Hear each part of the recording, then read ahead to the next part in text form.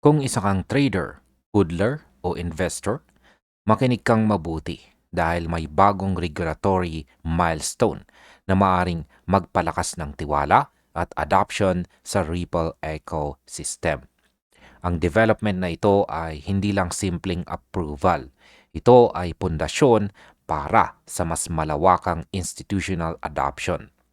Sa video na ito, pag-uusapan po natin kung bakit bullish ang balitang ito para kay XRP at kung paano nito maaring maapektuhan ang inyong portfolio. Kaya yan po ang siyang ating pag-uusapan sa video na ito at simulan po natin sa ating unang katanungan kung ano po ba ang ibig sabihin ng FSRA approval para sa RLUSD. Ang RLUSD stablecoin po ni Ripple ay opisyal ng kinilala ng Financial Services Regulatory Authority sa Abu Dhabi po global market. Ito ay nangangahulugang pwede na itong gamitin bilang collateral, lending asset at sa prime brokerage platforms.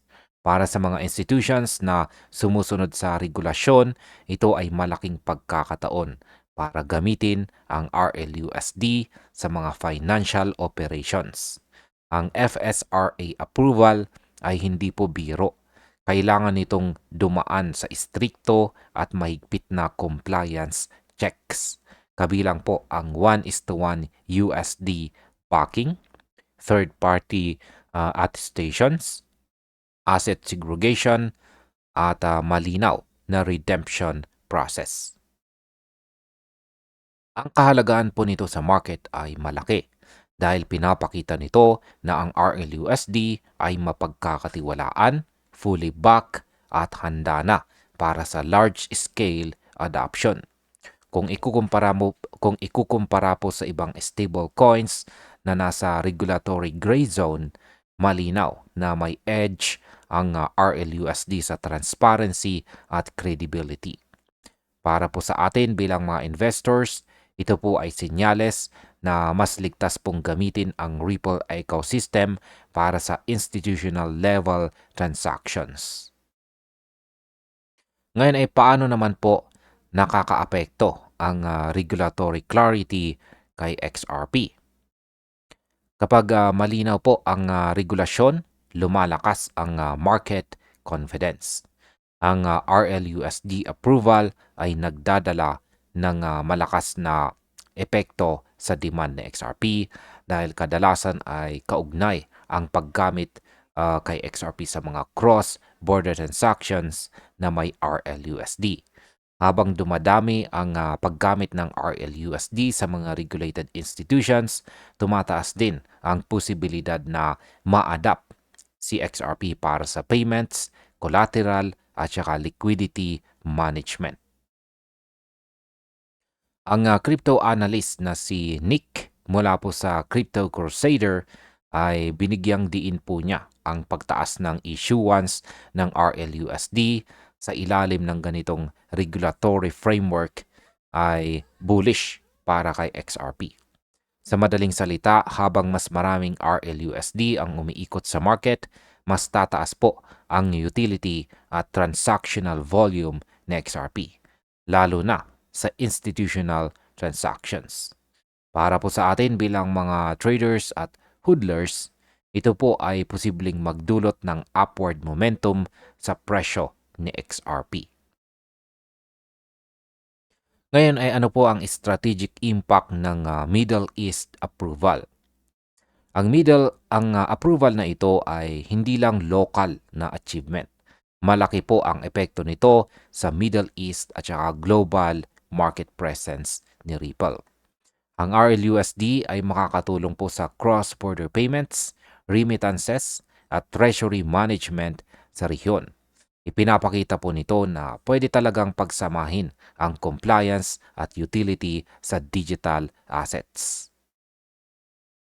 Bukod dito, nagsisit po si Ripple ng president para sa ibang jurisdictions na nais i-integrate ang digital assets sa traditional na financial system. Para sa mga investors at holders, Ito ay malakas na sinyales na ang Ripple ecosystem ay patuloy po na nagtatayo ng reputasyon bilang institutional grade provider ng digital finance solutions. Mas malinaw ang trust factor, mas mataas po ang interest mula sa mga regulated institutions. Ngayon ay bakit po bullish ang balita para kay XRP? Ang FSRA green light para sa RLUSD ay isa pong major validation ng compliance first strategy ni Ripple.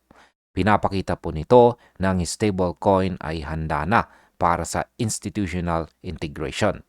At ang tumataas na issuance nito ay nagpapalakas ng market confidence. Kapag marami pong regulated institutions ang nagsimulang gumamit ng RLUSD, natural natataas din ang demand at adoption ni XRP. Para sa mga hodlers, traders at investors, ang mensahe po ay malinaw. Itong si Ripple at XRP ay posisiyado na po o nakaposisyon na po para sa sustained growth sa global market. At ang regulatory clarity ay isang malaking catalyst para dito. Ito rin ay nagpapatunay na ang compliance at innovation ay hindi kailangang magkasalungat, kundi pwede pong magsabay para palakasin ang ecosystem. Ngayon ay ano naman po ang aking masasabi tungkol dito? Sa tingin ko, ang FSRA approval ay isa po itong game changer para sa ecosystem ni Ripple. Hindi lang ito nagpapakita ng global regulatory recognition, kundi ito po ay nagpapahiwatig rin ng malakas na bullish potential para kay XRP. Kaya para po sa atin bilang mga traders at investors, ito ay magandang pagkakataon para i-review po natin ang ating positions at pahalagahan po natin ang long-term adoption trends. Sapagkat sa ganitong klaseng development, malinaw na may malaking oportunidad sa XRP na makasabay po sa global financial integration. Yan, sabi po ni Ginoong Nick dito, another major step from Ripple to ensure RLUSD becomes a top 5 stablecoin. This is very bullish and reinforces the work Ripple is putting in to ensure they have the highest grade compliance globally. Ayan, it's also bullish for XRP since issuance has been increasing significantly. Yan po yung kanyang aktual na tweet or post dito. At ayun, hanggang dito na lamang po tayo sa video na ito mga ka-crypto. Maraming salamat sa panonood.